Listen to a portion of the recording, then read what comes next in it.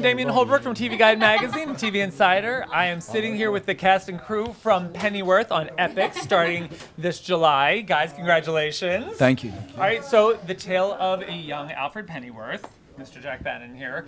Talk about what this guy is like. Now that you've played him you've filmed your season. Yeah. What is this guy like? When we meet him, he's 26. He's just out of the army.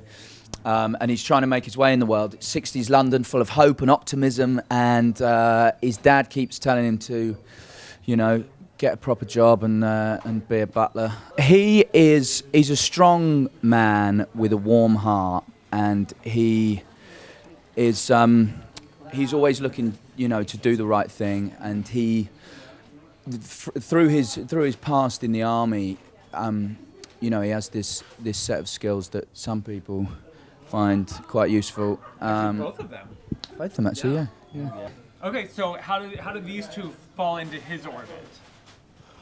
Well, I'll go first. Yeah, sure. Thomas Well, I Wayne. think Thomas. Well, I might. Well, no, I'm taking the mic. Well, we meet Thomas, and he appears to be a fish out of water, but I think there's a lot more to him than meets the eye. And Thomas who? Wayne, Thomas Wayne. The Bat's daddy. Hashtag Bat Daddy, sure. You're trying to Daddy. get Yes. that going. Yes, Bad I've Daddy. tried to put it on I've tried to put it on Instagram. Just we'll see if it takes off. Specialist market. Yeah. Anyway, so we meet him in London, and he is working for as a financial forensics analyst. But as I said, there's more to. Everyone knows what that is. Which basically means IT. But he's trying to navigate his way through a London that he doesn't know anything about, really. So he's in desperate need of protection and someone who has the smarts, kind of like the street smarts, and to kind of get him through that and to get him to know the world. So he's circling around Alfred because he kind of, he feels like he can go to work with him, basically. And then Paloma, how does Bet Sykes factor into all this? Because we've talked. This woman is brutal and crazy and awesome. Just like everybody's mother. Which is why I've got my mum ring on.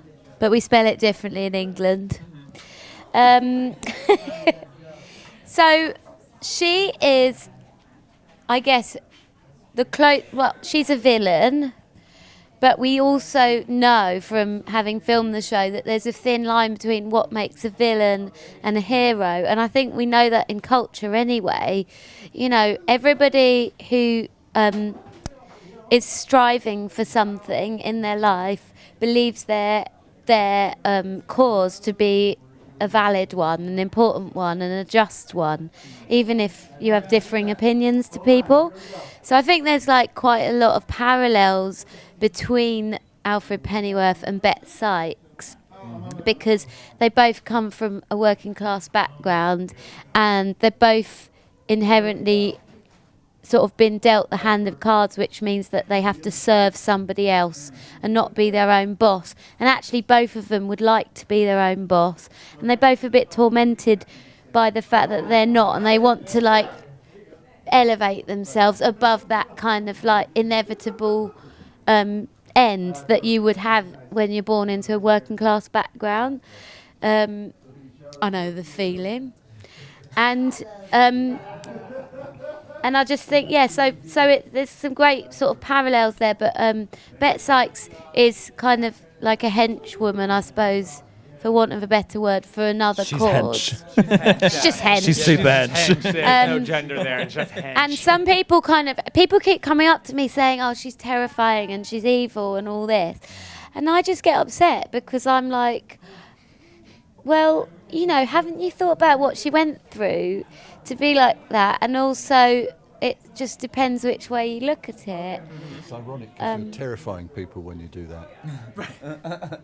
Good, so you should watch it and see. Okay, so Bruno and Danny, you guys have, you've dealt with Gotham, but this is so not a comic book show. Though there are very DC Comics elements as far as the organizations, the underground, societies, things like that.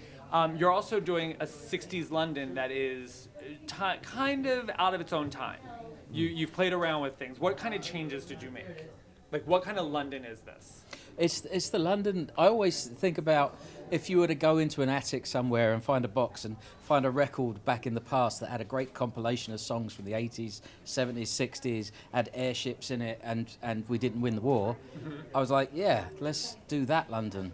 It's the London that it's 13 degrees to the darker and to the more DC of what really happened. I mean, we recognise the London. Bruno wrote the London that we grew up in, but there's different things down the alleyways and up in the attics. And why Alfred?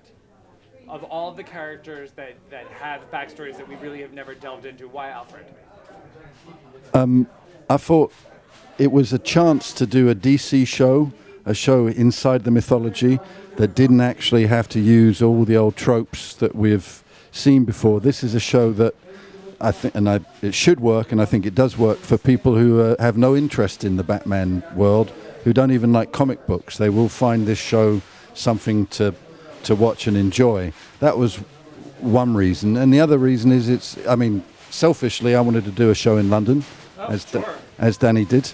Being able to create this whole new, it's a sort of fantasy gothic version of London, but it has sex and juice in it, and fun as well as fear. It's fun. It's like colorful. Yeah. It's violent. It's dry noses. Interesting, and like those are the things that comic books bring, but like they don't have capes.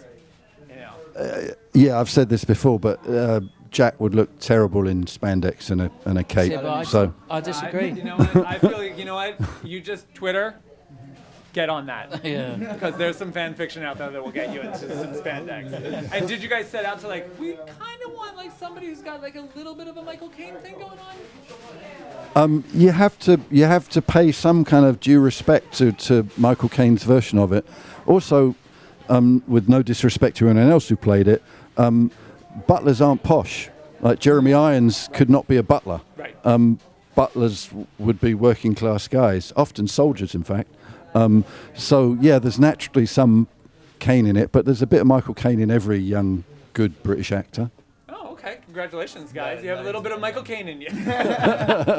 You guys, congratulations. The show is so stylish and cool and fun and so different. And like you said, people don't need to know Batman stuff at all. No. You know. Right? Right. Excellent. Well, congratulations. Thanks again. Thank you. And Thank you very much for having work us. on Epix starting in July.